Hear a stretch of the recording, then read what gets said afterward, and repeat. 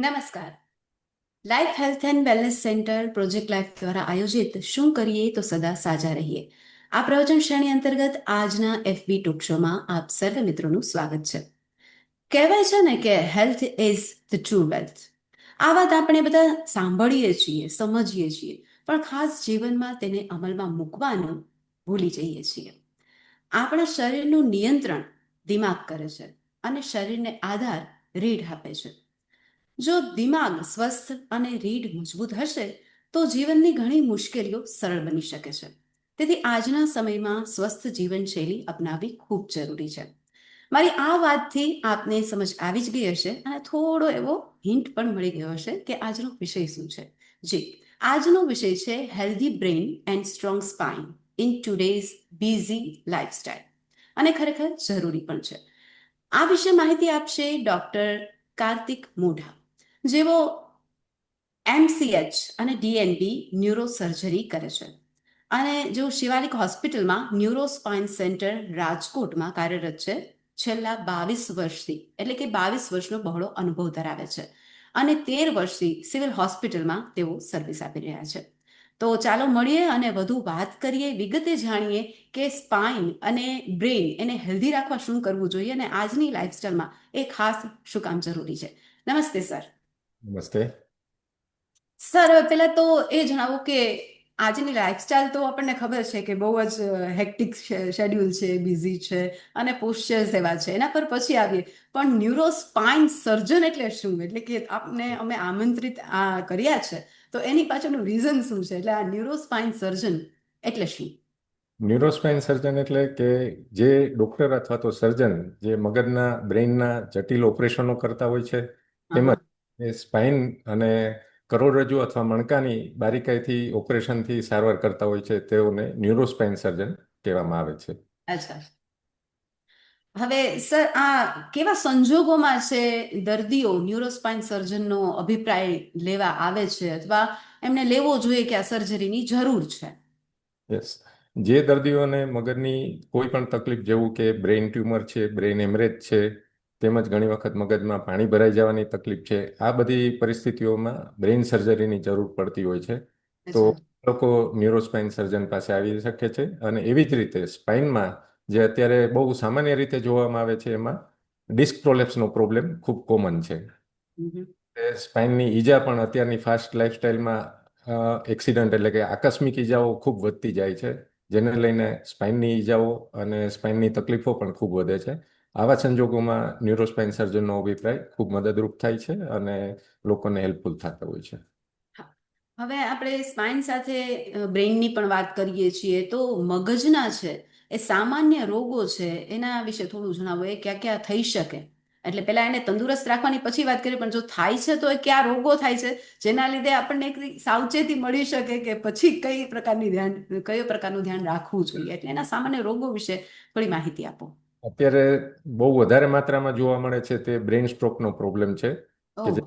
મગજમાં લોહીનું સર્ક્યુલેશન બંધ થઈ જવાની તકલીફ વધી જાય છે અને હમ. મગજની માંસપેશીઓ નુકસાન પામે છે. એવી જ રીતે બ્લડ પ્રેશર અને બીજી એમ કે અમુક દવાઓ ચાલુ હોય ત્યારે લોહી પાતળું થઈ જવાની શક્યતા ઘણી હોય છે અને બ્રેઇન હેમરેજનો પ્રોબ્લેમ પણ ખૂબ વધી ગયો છે. એટલે બ્રેઇન હેમરેજ, બ્રેઇન સ્ટ્રોક, તેવી જ રીતે વચ્ચે વચ્ચે બ્રેઇન ટ્યુમર પણ જોવા મળે છે. હમ. એવી સંજોગોમાં આપણે બ્રેઇનની તકલીફોનો સામનો કરવો પડે છે. એવી જ રીતે સ્પાઇન ડિસ્ક પ્રોલેપ્સ અને સ્પાઇનની ઈજા, હમ. હમ. એ વસ્તુ બહુ વધારે માત્રામાં જોવા મળે છે. સ્પાઇનમાં પણ ટ્યુમર થાય છે અને આ બે વસ્તુમાં ઇન્ફેક્શનનો પ્રોબ્લેમ પણ ઘણો બધો જોવા મળે છે, જેમ કે મેનિન્જાઇટિસ છે, વાયરલ એન્કેફેલાઇટિસ છે. હમણાં આપણે જો ખ્યાલ હોય તો ગુલેનબોર સિન્ડ્રોમનો ખૂબ ઉપદ્રવ વધેલો હતો. હમ. ટૂંકમાં આ રીતે ઇન્ફેક્શન પણ એમાં જોવા મળતું હોય છે. જી. સર, આપણે દિમાગના એટલે કે મગજના રોગો વિશે વાત કરી, પણ આજના વ્યસ્ત જીવનમાં જો દિમાગને સ્વસ્થ રાખવું હોય, તંદુરસ્ત રાખવું હોય, તો એના માટે કઈ કઈ આદતો જરૂરી છે કે એને ડેમેજ ઓછું થાય અથવા તો રોગ થાય છે તો એના પહેલા આપણે કહીએ ને કે prevention is better than cure. તો એ ક્યોર કરવા પહેલા જો એ ન થાય એના માટે આપણે નાની નાની એવી આદત કઈ કેળવી શકીએ કે જેના લીધે દિમાગ છે સ્વસ્થ રહી શકે?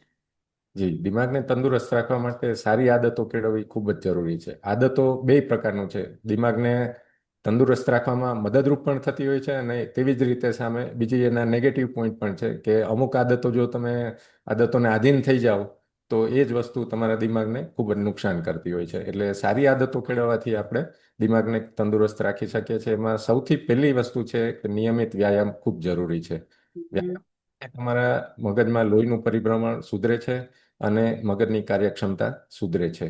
તેમાં પણ એરોબિક એક્સરસાઇઝીસ અને યોગાનો ખૂબ જ મોટો રોલ છે. તેવી જ રીતે પૂરતા પ્રમાણમાં ઊંઘ થવી, પૂરતા પ્રમાણમાં પાણી પીવું, એ પણ આમાં મગજની તંદુરસ્તી માટે ખૂબ જ જરૂરી વસ્તુ છે. બીજું છે કે તમારે મેન્ટલ સ્ટિમ્યુલેશન, એ એક વસ્તુ છે કે તમે મગજને નવી નવી ચેલેન્જ આપતા રહો, મગજ પાસે નવું નવું કામ કરાવતા રહો, તો મગજની તંદુરસ્તી ખૂબ જ સુધરે છે. અને અત્યારના સંજોગોમાં આપણે કદાચ એમ કે ઘરમાં પણ વાત કરવાનો ટાઈમ ન હોય, તો એવા સંજોગોમાં સોશિયલ કનેક્શન્સ જાળવવા ખૂબ જરૂરી છે. જેમ કે મિત્રો છે, પડોશીઓ છે, કુટુંબના સભ્યો છે, તેમની સાથે નિયમિત વાર્તાલાપ કરો તો મગજની તંદુરસ્તી, બ્રેઇન ફ્રેશ રહે, તમારી એન્ઝાયટી, સ્ટ્રેસ બધું ઓછું થાય અને તમને ઘણો ફાયદો થતો હોય છે. હવે સર આપણે એને તંદુરસ્ત રાખવાની આદતો વિશે તો જાણ્યું, પણ જો રોગ થાય છે તો એના લક્ષણો કઈ પ્રકારના હોઈ શકે જેનાથી ખ્યાલ આવે કે આ રોગની શરૂઆત છે, અથવા તો ત્યાં સુધી પહોંચે નહીં, રોગ છે જડ સુધી, તો એની શરૂઆતમાં જ ખ્યાલ આવી જાય. તો થોડા એવા લક્ષણો વિશે જણાવો.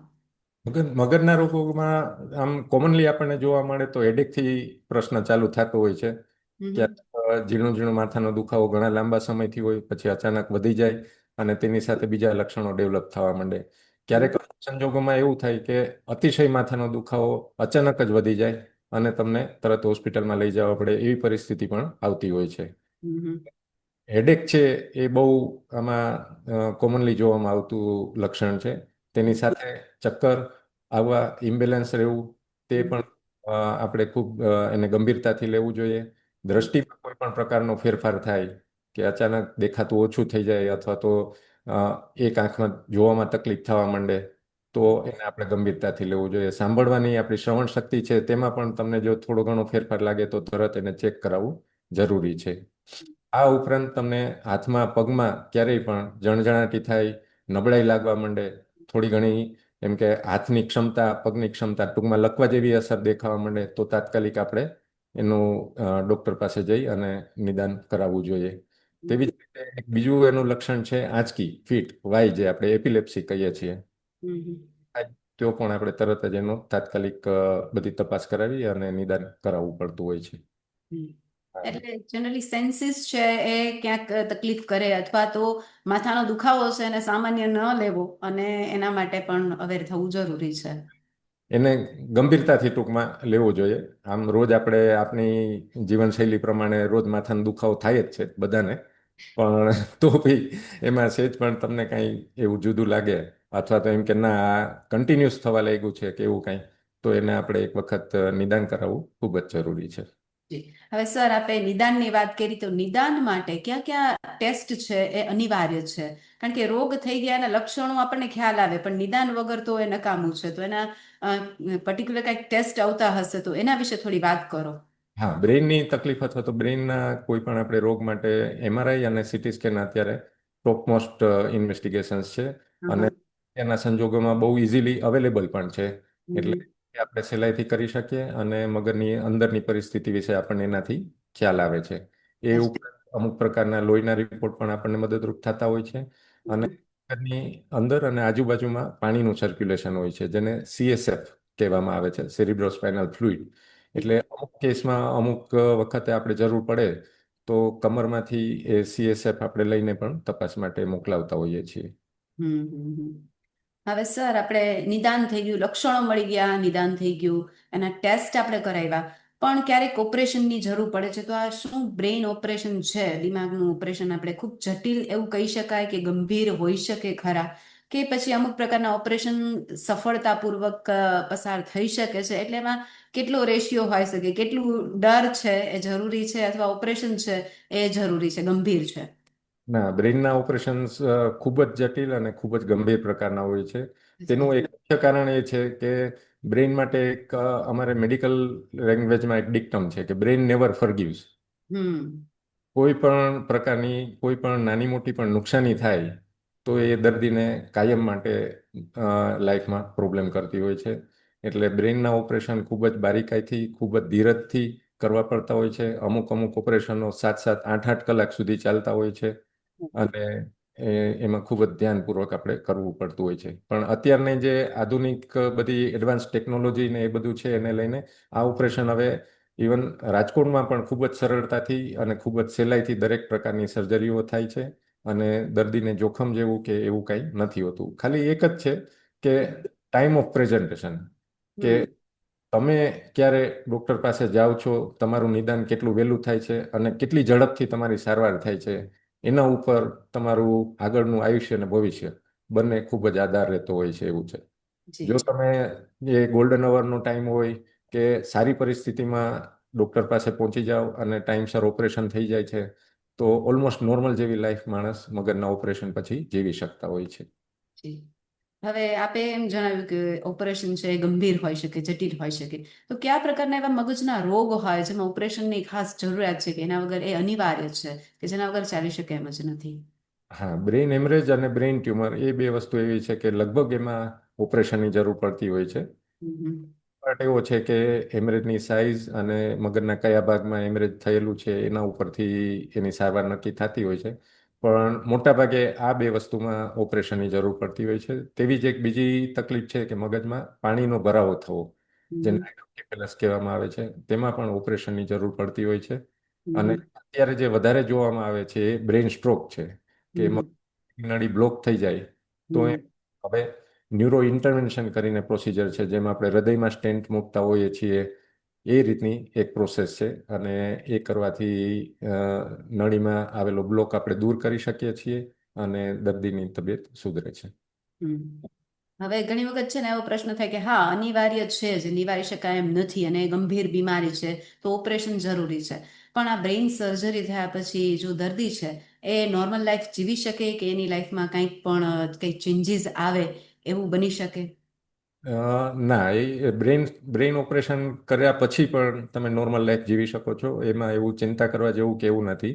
પણ હમ અગત્યનું તમે કેવા સંજોગોમાં અને કયા સમયે ઓપરેશન માટે પ્રેઝન્ટ થયા છો એના હમ ઉપર ઘણો બધો આધાર રાખે છે. જો પહેલા જ મગજમાં ઘણી બધી નુકસાની થઈ હોય તો ઓપરેશન પછી પણ સારી એવી ખામી નુકસાની દર્દીને રહેતી હોય છે. પણ જો સમયસર એની સારવાર થઈ જાય તો લગભગ 90-95% જેવી રિકવરી આવી જતી હોય છે. જેમ હમ કે પણ બીજા સંજોગોમાં જેમ કે તમને બ્રેઇન ટ્યુમરનું ડાયગ્નોસિસ અથવા નિદાન થયું છે અને એ સમયે તમને એમ કે માથાના દુખાવા સિવાય કોઈ તકલીફ નથી, તો આવા સંજોગોમાં ઓપરેશન કરવાથી લગભગ ઓલમોસ્ટ નોર્મલ લાઈફ તમે જીવી શકતા હો છો. એવું છે. હવે સર, એક એ પણ થાય કે રોગ છે તો એને નિવારવા માટે આપણે ઈલાજ કરીએ, એનું સર્જરી કરીએ, એને માટે બનતી એવી કોશિશ કરીએ, પણ જો રોગ ન જ થાય અથવા તો એને હેલ્ધી રાખવા માટે કે ત્યાં સુધી આપણો એ પોઝિશન જ ન આવી જોઈએ, પરિસ્થિતિ જ ના આવી જોઈએ, તો આપણી લાઈફસ્ટાઈલની મગજ ઉપર કેવી રીતે અસર થાય છે કે જેના લીધે એ જે એક સારી પોઝિશનમાં હોય છે એના લીધે ધીમે ધીમે કરતા એને એ રોગ સુધી પહોંચી શકે છે? તો આજની લાઈફસ્ટાઈલ છે એના વિશે થોડીક વાત કરો કે આપણી લાઈફસ્ટાઈલ છે એ કેવી રીતે અસર કરે છે મગજને? અત્યારે આપણી લાઈફસ્ટાઈલમાં બે ઇસ્યુ એક વધારે છે કે એક એકદમ ફાસ્ટ છે, કે જી. સમયની મારામારી, કોઈની પાસે સમય હોતો નથી, કોઈની પાસે કોઈની સાથે વાત કરવાનો સમય નથી હોતો, હમ અને ટાર્ગેટ ઓરિએન્ટેડ લાઈફ થઈ ગઈ છે. જી. તમારે સવારે ઉઠો ત્યારથી રાત સાંજ પડે ત્યાં સુધીમાં આટલું કરવાનું છે. હમ એને લઈને તમારું સ્ટ્રેસ લેવલ અને એન્ઝાયટી ખૂબ જ વધે છે. હમ આ બધી વસ્તુને લઈને શું થાય છે કે મગજમાં તમારું એક પ્રકારનું આપણે કહીએ ને કે મેમરી છે, યાદશક્તિ છે, તમારું કોન્સન્ટ્રેશન છે, તમારી એલર્ટનેસ છે, એ બધી વસ્તુમાં થોડી થોડી થોડી થોડી નુકસાનીઓ આવવા લાગે છે અને મગજની કાર્યક્ષમતા નબળી પડવા લાગે છે. એટલે લાઈફસ્ટાઈલ જો તમારી સારી રાખો તો આ બધી વસ્તુથી આપણે 100% દૂર રહી શકીએ અને હમ બધી વસ્તુથી આપણને નુકસાની ન થાય. એવું હમ. છે. અચ્છા, એટલે આપણે લાઈફસ્ટાઈલનું તો ધ્યાન રાખીએ પણ બેઝિકલી તણાવ જે કહીએ ને આપણે, એમ કે જીવનનો તણાવ, સ્ટ્રેસ હમ, અને એન્ઝાયટી એ આપણા મુખ્ય દુશ્મન છે. જી. બિલકુલ. તો આ તણાવ છે એની વાત કરીએ તો આ જે દિમાગ છે અને શરીર પર એ કેવી રીતે અસર કરે છે એના વિશે થોડીક વાત કરો. હા, સ્ટ્રેસને લઈને મેઇન છે કે આપણી સ્ટ્રેસ છે એ બ્રેઇન અને સ્પાઇન તો બરાબર છે, પણ તમારી દરેક સિસ્ટમને અફેક્ટ કરે છે. જેમ કે સ્ટ્રેસ અને તણાવમાં રહેવાથી તમારું બ્લડ પ્રેશર વધારે રહે છે, તમને હમ હાર્ટ એટેક, બ્રેઇન સ્ટ્રોક આવવાના ચાન્સીસ ખૂબ વધે છે. હમ જે આપણે કોન્સન્ટ્રેશન, કોઈ પણ વસ્તુને ફોકસપૂર્વક કરવાની તમારી ક્ષમતા હોય છે તે ધીમે ધીમે ડાઉન થવા માંડે છે, તમારી એફિશિયન્સી ઘટવા લાગે છે. તેવી જ રીતે સ્ટ્રેસને લઈને તમારી ઇમ્યુનિટી, જે પ્રતિકારાત્મક શક્તિ છે એ શરીરમાં ઘણી ઓછી થાય છે, પાચન શક્તિમાં ખૂબ જ ફેરફાર થાય છે, અને અત્યારના સંજોગોમાં જે જોવા મળે છે તે પ્રજનન શક્તિ છે એ પણ તમારી ઘટવા માંડે છે, એટલે ઇન્ફર્ટિલિટી જેવા પરિસ્થિતિઓ ઊભી થતી હોય છે. એવું. હવે સર આપણે મગજની વાત તો ઘણી બધી કરી, હવે સાથે સ્પાઇન પણ મેં કીધું ને સર શરૂઆતમાં જ કે જે આધાર છે એની પણ વાત કરીએ. જે મગજ છે એ શક્તિ આપે છે, તો સ્પાઇન છે એટલે કે રીઢ છે એ આધાર આપે છે. તો આ આધાર સ્તંભની વાત કરીએ તો આ સ્પાઇન છે એની તકલીફ આજે ઘરે ઘરે છે, કારણ કે પોસ્ચર એવા છે બેસવાના, ઓફિસમાં વધારે પડતું કામ હોય, એક સરખું બેસવાનું, અથવા તો અત્યારે લેપટોપ, ટેકનોલોજી, મોબાઈલ એમાં સતત રહેવાથી પણ રીઢ છે એટલે કે સ્પાઇન છે એ હેલ્ધી નથી રહેતી. એને સ્વસ્થ રાખવા પછી આપણે એના પર ચર્ચા કરીએ. પણ જો એટલી કેરફુલ હોય દર્દીઓ હોય, અથવા તો જો વ્યક્તિઓ છે એટલા જો પરફેક્ટ એટલે કે એના વિશે અવેર હોય, તો ક્યારેક સ્પાઇનની તકલીફમાં કેવા લક્ષણો જોવા મળે છે? કારણ કે જ્યારે દુખાવો થાય ને ત્યારે જ ખબર પડે કે કંઈક તકલીફ છે. તો પહેલો તો પેઇન જ હશે, પણ એના બીજા લક્ષણો શું છે? હા, એમાં શરૂઆત લગભગ તમારે ડોકના અથવા કમરના વાસાના દુખાવાથી થતી હોય છે. એને પેલા આપણે જેમ હેડેકને આપણે સામાન્ય ગણીએ તેમ એને પણ લોકો સામાન્ય ગણતા હોય છે, પણ ધીમે ધીમે એની માત્રા વધતી જાય છે, અને એમાં એવું છે કે એ તમને તમારી વર્કિંગ પેટર્ન કે તમારી એફિશિયન્સી છે એમાં નડવા માંડે, એટલે તમે એના માટે પછી આગળ કંઈક કરવાનું વિચારો છો. એટલે સૌથી પહેલું છે દુખાવો, કમરનો ડોકનો દુખાવો, એનાથી લોકો આવતા હોય છે. પણ સ્પાઇનમાં, હાથમાં અથવા તો પગમાં તમને ક્યારેક અસહ્ય દુખાવો થાય છે, ખાલી ચડી જાય, જણજણાટી થઈ જાય, એની સાથે લોકો આવતા હોય છે. પગમાં એકદમ એમ કે પગ ફાટતો હોય એવો દુખાવો તમને થવા માંડે, તમે કોઈ પણ પોઝિશનમાં બેસો, ઊભા રહ્યો, સૂવો, કોઈ પણ પોઝિશનમાં કમ્ફર્ટેબલ નથી હોતા. અમે ઘણી વખત દર્દી જોઈએ છીએ કે સ્પાઇનનો અચાનક દુખાવો થાય તો એ ખુરશી પાસે ઊભો હોય, લગભગ 1-2 કલાક સુધી ત્યાં ને ત્યાં ઊભો રહે, ઓહ. એ હલી ન શકે એટલો બધો દુખાવો થઈ જાય એને. તમે ન એને બેસાડી શકો, ન સુવડાવી શકો એવી પરિસ્થિતિમાં આવી જાય. એટલે દુખાવો એનું મુખ્ય લક્ષણ છે, અને સાથે સાથે હાથમાં કે પગમાં પણ આ રીતે ક્યારેય તમને ફેરફાર જોવા મળે. જો તકલીફ વધારે પડતી હોય તો હાથમાં ને પગમાં ક્યારેક લકવા જેવી અસર પણ જોવા મળે છે. જેમ કે પગમાં તમને દુખાવો થાય તો પગમાં પંજાનો ભાગ છે તે તમારો કામ કરતો બંધ થઈ જાય, તમે લંગડાઈને ચાલવા માંડો એવી પરિસ્થિતિ થાય. અને ક્યારેક ખૂબ વધારે પડતો પ્રોબ્લેમ હોય તો દર્દીને યુરિન ટોયલેટ એટલે કે પેશાબ સંડાસનો કંટ્રોલ પણ એમાં જતો રહેતો હોય છે. એટલે આ બધા લક્ષણો છે એ આપણે આમ ગંભીરતાથી લેવા જોઈએ, અને એની અવગણના ન કરવી જોઈએ.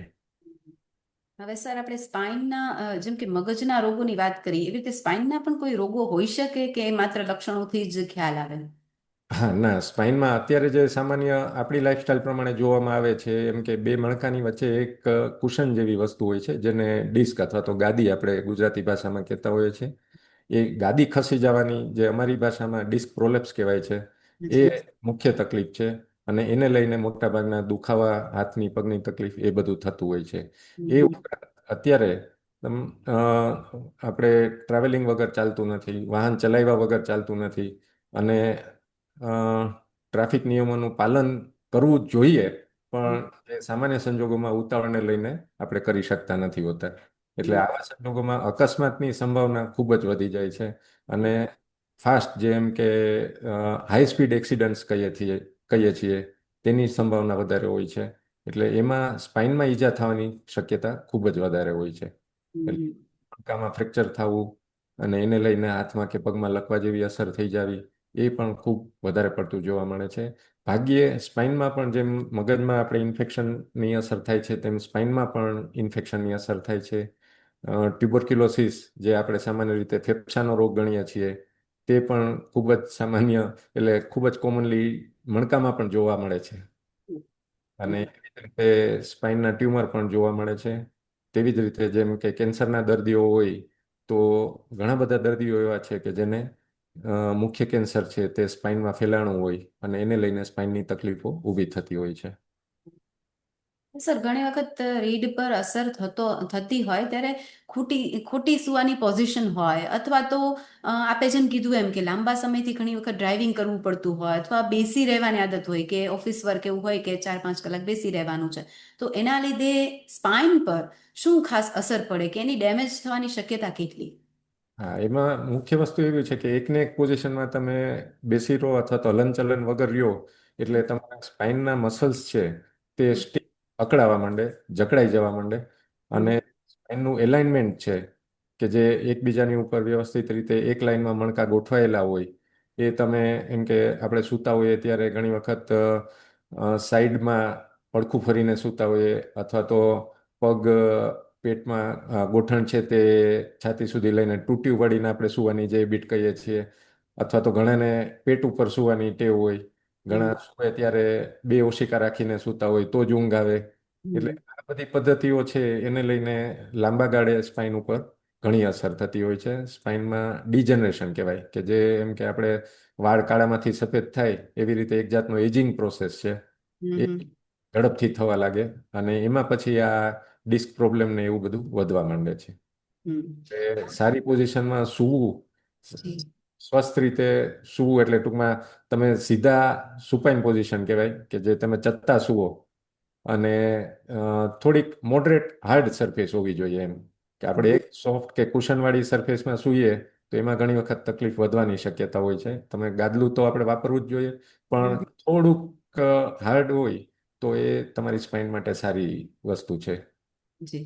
હવે આ સ્પાઇનને હેલ્ધી રાખવા માટે જો રોજિંદી કસરતો કરવામાં આવે તો એ કઈ કરવી જોઈએ કે જેના લીધે સ્પાઇન છે હેલ્ધી રહે, કારણ કે અમુક લાઈફસ્ટાઈલ આપણે છે એ બદલી નથી શકવાના આપણી. યસ એમાં યસ. થોડીક કસરતો એવી નાની એવી હોય તો એના લીધે થોડું પણ જે સ્પાઇનમાં ફેર પડતો હોય તો આપ કઈ સજેસ્ટ કરશો અને કઈ કરવી જોઈએ? સ્પાઇન માટે આપણે basically back muscle strengthening exercises હોય છે કે જી. જે નિયમિત રૂપે આપણે કરવી જોઈએ. બેસ્ટ એક્સરસાઇઝ સ્પાઇન માટે આપણે ગણીએ તો એ સ્વિમિંગ છે કે હમ, જે હમ, 15-20 મિનિટ અડધી કલાકનું રોજ નિયમિત રૂપે સ્વિમિંગ થતું હોય તો હમ, તમારા ડોકના સ્નાયુ, વાંસાના સ્નાયુ, એવી જ રીતે નીચે કમરના સ્નાયુ પણ ખૂબ જ મજબૂત બને છે, ફ્લેક્સિબલ થાય છે, એમાં મોબિલિટી ખૂબ વધે છે અને હમ, સ્પાઇનની તકલીફ થવાની શક્યતાઓ ઘટે છે.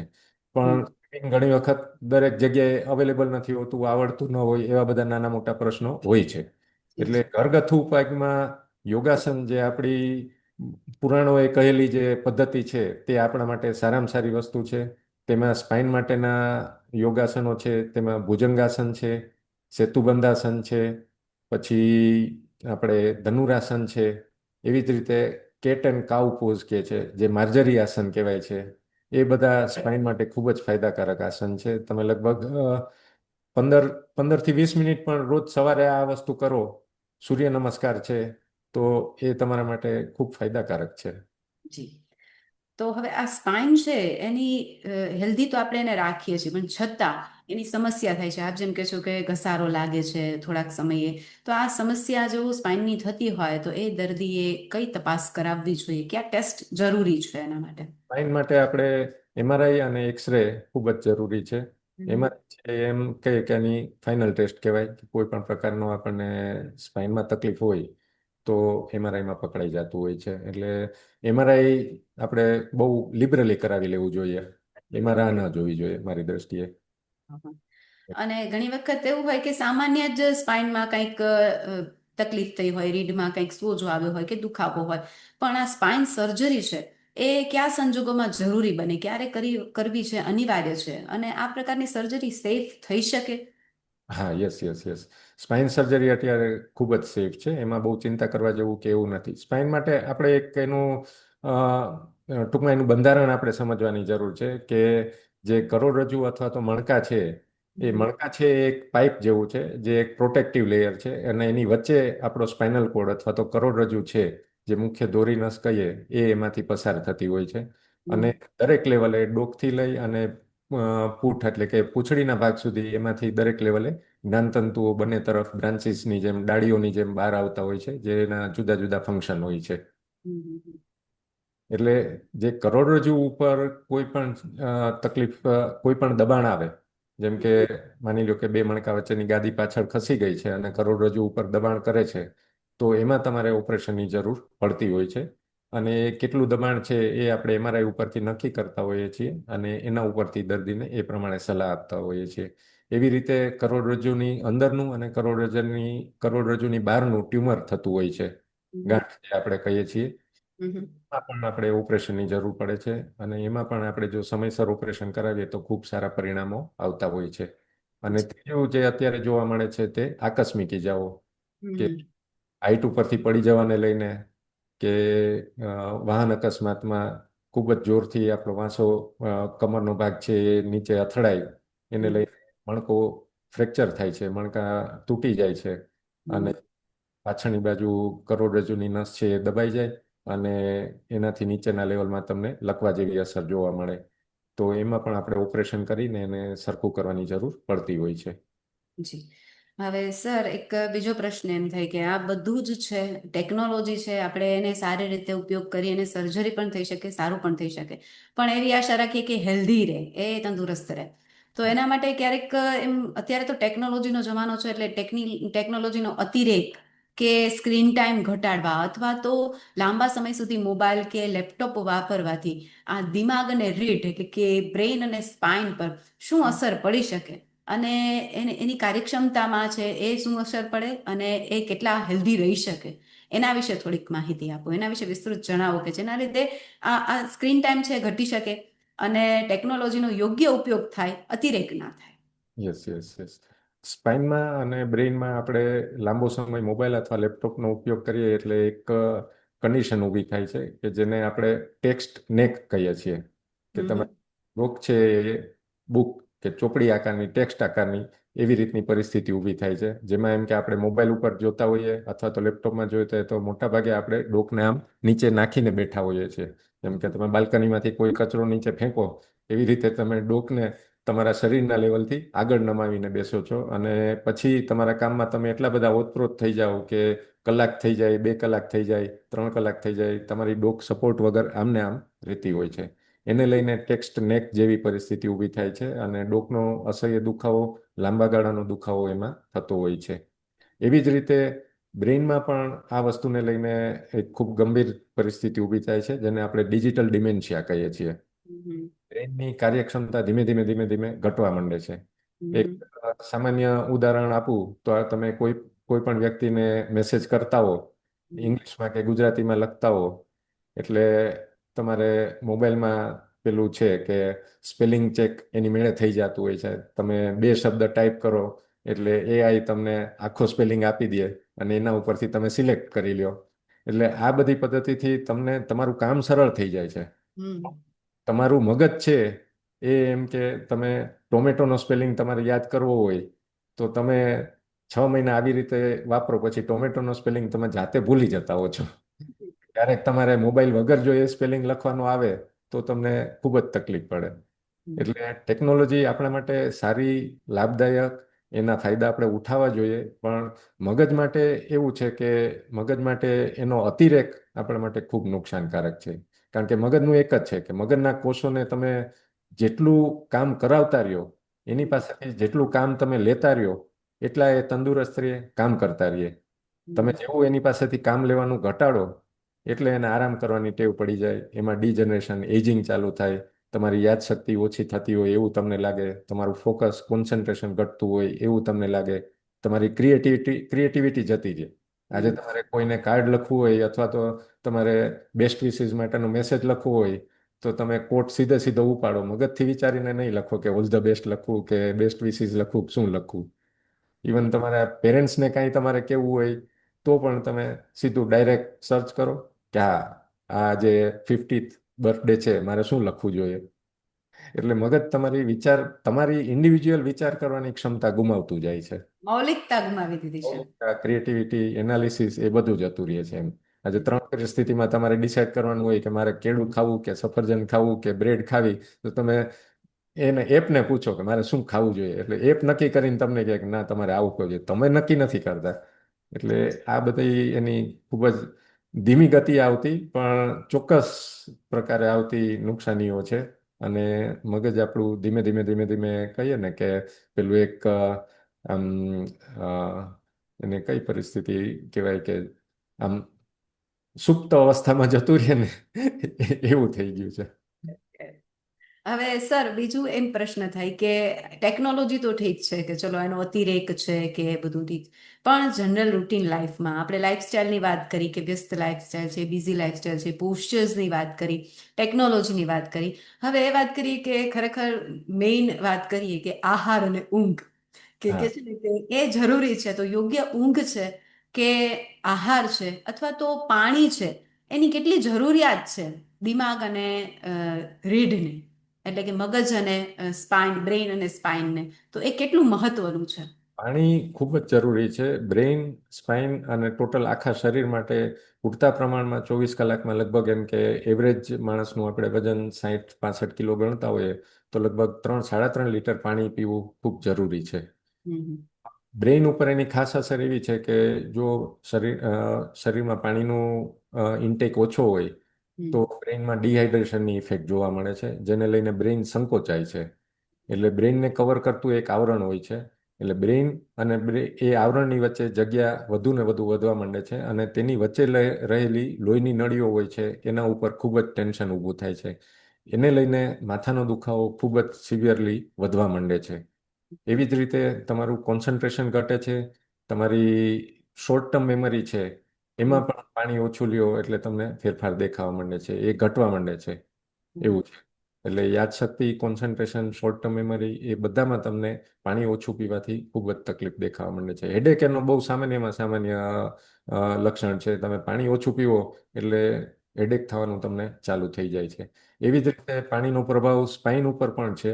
જેમ કે સ્પાઇન છે તો તમે આપણે બેઠા હોઈએ, ઊભા હોઈએ, ચાલતા હોઈએ તો આપણી સ્પાઇન આમ વર્ટિકલ પોઝિશનમાં હોય છે, જેને લઈને પૃથ્વીનું ગુરુત્વાકર્ષણ છે એના ઉપર કોન્સ્ટન્ટ સ્ટ્રેસ અને ટેન્શનવાળી ઇફેક્ટ આવતી હોય છે. હવે જો પાણી ઓછું હોય તો એમાં લુબ્રિકેશન કે કુશનિંગ ઇફેક્ટ છે એ જતી રહે છે. તેને લઈને બે મણકા વચ્ચેની જે ગાદી છે એમાં ડિજનરેશન ચાલુ થાય છે અને ડિસ્ક પ્રોલેપ્સનો પ્રોબ્લેમ ખૂબ વધી જાય છે. એટલે એને લઈને ડોક અને કમરનો દુખાવો ને એવી બધી તકલીફો થતી હોય છે. હમ આહાર છે તો પૌષ્ટિક આહાર આપણા મગજ અને કમરની તંદુરસ્તી માટે ખૂબ જરૂરી છે. જેમાં લીલા શાકભાજીનું ખૂબ ખૂબ જ મહત્વ છે. નટ્સ છે તે બ્રેઇન માટે ખૂબ જરૂરી છે. બદામ છે, અખરોટ છે. એવી જ રીતે ફ્રૂટમાં જ્યુસી ફ્રૂટ્સ છે કે હમ ફ્રૂટ આપણે કહીએ.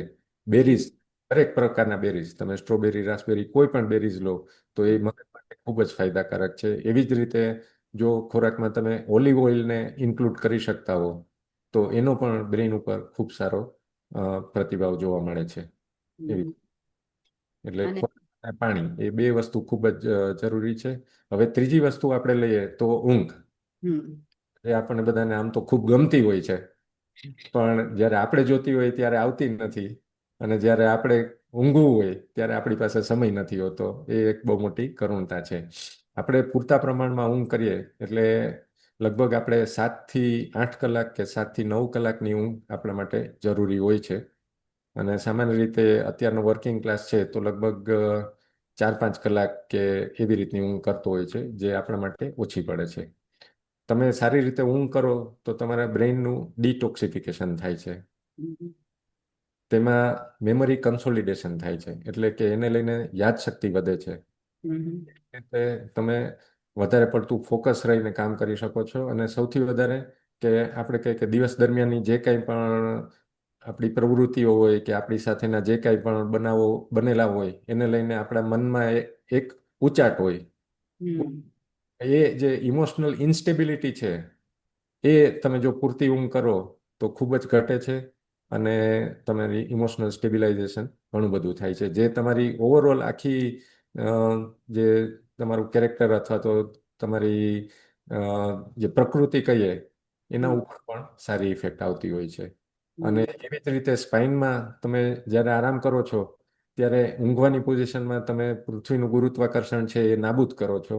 એટલે સ્પાઇનના મસલ્સ છે, સ્પાઇનમાંથી પસાર થતી ચેતાતંત્ર અથવા તો નર્વ્સ છે તે બધી રિલેક્સ થાય છે, તેમાં રિસ્ટોરેશન થાય છે હમ. અને જે ડિસ્ક છે કે બે મણકા વચ્ચેની ગાદી, એમાં પણ લુબ્રિકેશન વધે છે અને એનું રિસ્ટોરેશન થાય છે, જેથી કરીને આપણને ડોકનો કે કમરનો દુખાવો છે એ ઘણી માત્રામાં ઓછો થઈ જાય છે. એટલે પૂરતા કલાકની ઊંઘ તો ખૂબ જ જરૂરી છે.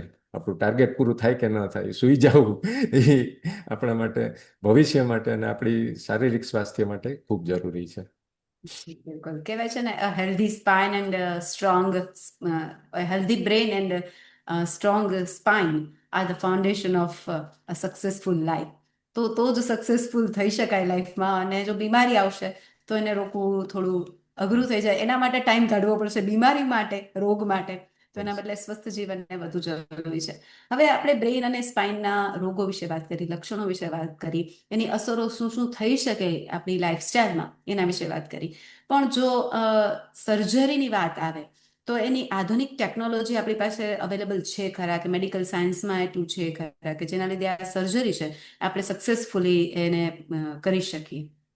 હા, યસ. અત્યારે આધુનિક એડવાન્સ ટેકનોલોજીમાં બ્રેઇન અને સ્પાઇન સર્જરીમાં ખૂબ જ મદદરૂપ થાય એવી ટેકનોલોજીઓ આવી ગઈ છે, જેને હમ. સર્જરીની સેફટી ખૂબ વધી ગઈ છે. જેમ હમ. કે અત્યારે બ્રેઇનનું ઓપરેશન છે તો એમાં એક એવી પદ્ધતિ પણ છે જેને અવેક ક્રેનિયોટોમી કહેવાય છે, કે જેમાં દર્દીને બેભાન કરવામાં નથી આવતું. હમ. દર્દી જાગૃત હોય અને એનું બ્રેઇનનું ઓપરેશન થતું હોય છે. દર્દી બોલતું હોય, દર્દી હાથ પગ ચલાવતું હોય અને તમે બ્રેઇન ઓપરેશન કરો છો, જેને લઈને એમ કે એના હાથ અને પગના કેન્દ્ર છે કે બોલવાનું કેન્દ્ર છે એમાં નુકસાની ન થાય એવી રીતે તમે સર્જરી કરી શકો છો. એવી જ રીતે બીજી એક પદ્ધતિ છે બ્રેઇન મેપિંગની, કે જેમાં મગજના અમુક અમુક ભાગો છે કે જે હાથ પગના કેન્દ્રો, બોલવું સમજવું એ બધા માટેના કેન્દ્રો છે એનું મેપિંગ કરી આપે આપણને, કે જેથી કરીને તમે એ વિસ્તારમાં અથવા તો એ રિજિયનમાં સર્જરી કરો છો તો વધારે પડતું બારીકાઈથી, વધારે પડતું ધ્યાન રાખીને ઓપરેશન કરી શકો. એવી જ રીતે સર્જરીનું પ્રિસિઝન એટલે કે ચોકસાઈ વધારવા માટે ન્યુરો નેવિગેશનની સિસ્ટમ આવે છે. અને અત્યારે અદ્યતન માઇક્રોસ્કોપ્સ અવેલેબલ છે જેને લઈને તમે કે ખૂબ સેફટીથી સર્જરી કરી શકો છો. સ્પાઇનમાં પણ ન્યુરો મોનિટરિંગ અને એન્ડોસ્કોપિક સર્જરી આવવાને લઈને એ સર્જરી પણ ખૂબ જ સેફ થઈ ગઈ છે. હમ. હવે સર, આપણે હેલ્ધી બ્રેઇન અને સ્ટ્રોંગ સ્પાઇન વિશે વાત કરીએ છીએ, તો બાળકો અને યુવાનો માટે આ બ્રેઇન ડેવલપમેન્ટ કંઈક પ્રવૃત્તિ હોય તો એ કઈ જરૂરી છે, જેના લીધે આ અત્યારે આપણી સ્થિતિ તો એવી છે કે લાઈફ સ્ટાઈલ એવી છે, પણ બાળકોમાં અને યુવાનોમાં જો અત્યારથી એ અવેરનેસ આવે, જો એ કંઈ પણ પ્રવૃત્તિ આવે, એક્ટિવિટીઝ આવે, તો એ થોડું ઘણા અંશે એ બચી શકે. તો એના માટે કઈ પ્રવૃત્તિ આપણે એક્ટિવિટીઝ સજેસ્ટ કરો છો? તમે કોમનલી એટલે એમ કે બહુ સહેલાઈથી તમારી લાઈફમાં ઇન્વોલ્વ કરી શકો એવી વસ્તુ છે તો એ બ્રેઇન પઝલ્સ આવતા હોય છે. એટલે જે હમ.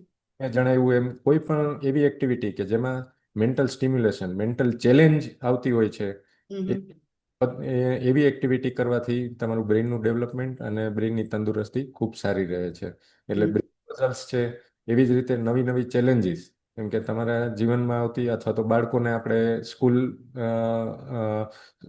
સ્કૂલ ટાઈમ દરમિયાન આપણે જોઈએ, સ્કૂલ લાઈફ દરમિયાન તો કોઈ પણ પ્રોજેક્ટ કરવા, કોઈ પણ એક્ટિવિટીમાં ઇન્વોલ્વ થવું, એમાં હમ. ઘણા બાળકો એવા હોય કે શાય હોય, જે પાછળ રહે, ન થાય, ન કરે, આગળ ન આવે, એમાં ઇન્વોલ્વ ન થાય અથવા તો ભાગ ન લે, તો એ બધી વસ્તુ ઓવરઓલ આપણા બ્રેઇન ડેવલપમેન્ટને અસર કરતી હોય છે. એની સામે તમે એમ કે કોઈ પણ એક્ટિવિટી, સ્પર્ધા કે કોઈ પણ વસ્તુ છે તો એમાં તમે ભાગ લેવા માંડો બીક વગર, જેમ કે આજે હું અહીંયા બેઠો છું તો હવે મેં આની પહેલા ક્યારેય આવી રીતે વિડીયો શો કરેલો નથી, મારો પહેલો ટોક શો છે, તો એક જાતની એન્ઝાયટી મગજમાં છે. હવે હમ. એમાં તમે બીયા વગર વાત કર્યા રાખો તો it is a challenge for your brain અને એ તમને મદદરૂપ થતું હોય છે. તેવી જ રીતે રીડિંગ એક એવી એક્ટિવિટી છે કે જે તમે જેટલું વધારે એમાં અથવા તો એની ટેવ પાડો એટલું તમારું બ્રેઇન ડેવલપમેન્ટ ખૂબ જ સુધરે છે. હમ.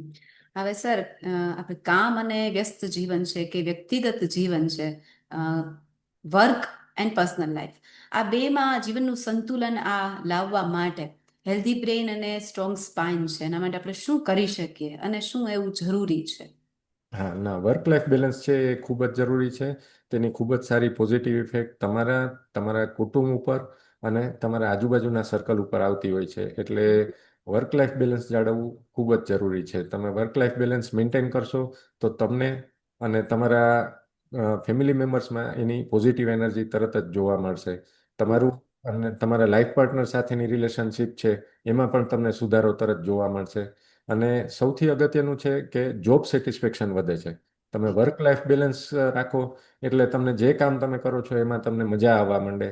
તમને એમ થાય કે હજી હું વધારે આ કામ કરું, અને તમે એ જ કામ ઘણું વધારે પડતું, ઘણું વધારે ઉત્સાહથી અને ઘણી વધારે એફિશિયન્સીથી કરી શકો છો. એટલે વર્ક લાઈફ બેલેન્સ છે એ આપણે જાળવવું જ જોઈએ. એમાં કોઈ ઓપ્શન નથી આપણી પાસે. હમ. હવે આપણે વર્ક લાઈફ અને પર્સનલ લાઈફની વાત કરીએ તો સાથે વ્યાયામ પણ એટલો જ જરૂરી છે. તો વ્યાયામ અને ખાસ કરીને યોગ છે એ કઈ રીતે બ્રેઇન ડેવલપમેન્ટમાં એટલે કે સ્પાઇનને અને બ્રેઇનને હેલ્ધી રાખવા માટે ઉપયોગી છે અને મહત્વનું છે? હા, યોગ અને એટલે યોગ તમે નિયમિત રીતે તમારા દિનચર્યામાં લેવા માંડો તો યોગથી સૌથી વધારે અગત્યનું છે કે તમારું બ્લડ સર્ક્યુલેશન સુધરે છે. હમ. તેને લઈને મગજનું ડિટોક્સિફિકેશન થાય, મગજમાં ઓક્સિજનની માત્રા વધે છે અને મગજની કાર્યક્ષમતા વધે છે. એવી જ રીતે જેમ કે બ્રેઇન છે તો બ્રેઇનમાં અમુક આસનો આપણને આસનોને એક પોઝ કહેવાય, એમ કે ઇન્વર્ઝન પોઝ છે કે જેમાં શીર્ષાસન છે એનાથી મગજમાં રુધિરનું પરિભ્રમણ ખૂબ જ સારું સુધરે છે. એવી જ રીતે બીજું છે કામ પોઝ છે કે બાલાસન, આનંદ બાલાસન અથવા તો પશ્ચિમોત્તાસન છે. એ કરવાથી તમારું મગજ ખૂબ જ શાંત થાય છે, ખૂબ જ શાંતિ અનુભવે છે, તમે ખૂબ રિલેક્સ થઈ જાઓ છો, તમારી એન્ઝાયટી, સ્ટ્રેસ લેવલ બધું ખૂબ જ ડાઉન થઈ જાય છે. અને એવી જ રીતે ત્રીજું છે કે બેલેન્સિંગ પોઝ છે કે જેમાં ગરુડાસન છે, તાડાસન છે. એ કરવાથી તમારું ફોકસ, કોન્સન્ટ્રેશન વધે છે, જે તમારી અ, જે ક્રિએટિવિટી તો નહીં પણ તમારી જે કામ કરવાની આઉટકમ છે, કામ કરવાનું આઉટકમ એમાં તમારું ખૂબ વધે છે. અને હમ. એવી જ રીતે સ્પાઇન માટે મેં આગળ જે જણાવ્યું એ રીતે આ બેક મસલ સ્ટ્રેન્થનિંગ આસનો છે, જે બધા ભુજંગાસન, સેતુબંધાસન, એ બધાથી ખૂબ જ ફાયદો થતો હોય છે. બીજું છે કે યોગની સાથે તમે મેડિટેશન અને પ્રાણાયામને આમાં ઇન્વોલ્વ કરતા હો છો.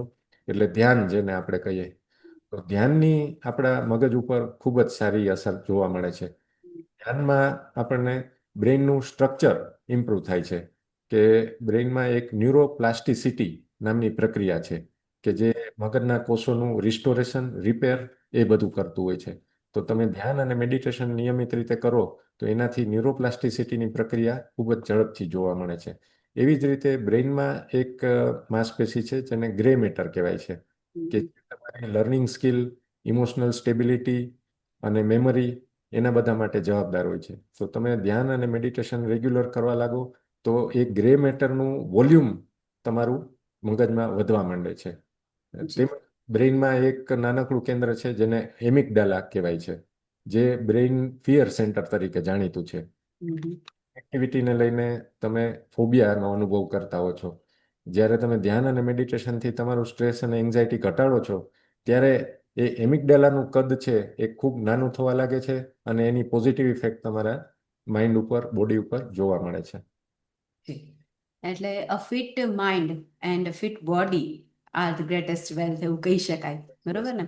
એટલે જેટલું આપણે મગજ અને રીઢ એને સંતુલિત રાખીશું એટલું બધું ફાયદોકારક આપણને જ છે.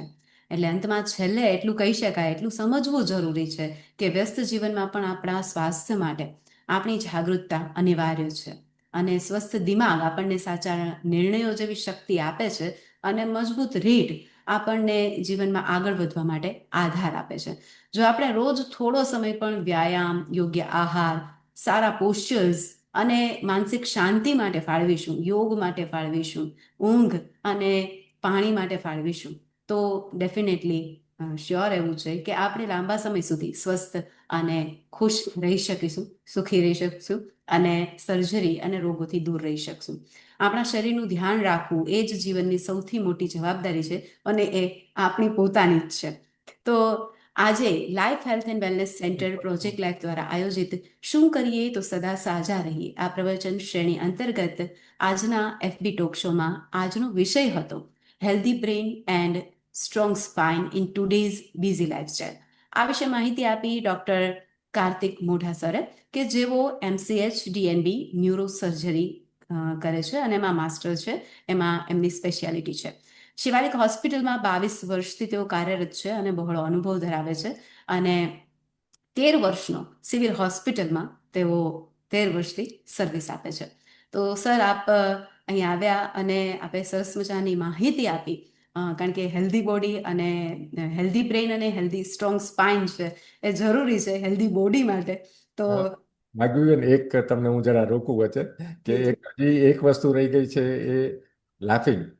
હા બિલકુલ. હાસ્યનો આપણા જીવનમાં ખૂબ જ મહત્વનો રોલ છે. હાસ્ય અને સકારાત્મક જીવન જીવવાથી તમારા બ્રેઇન, સ્પાઇન અને શરીર ઉપર ખૂબ જ સારી ઇફેક્ટ જોવા મળે છે.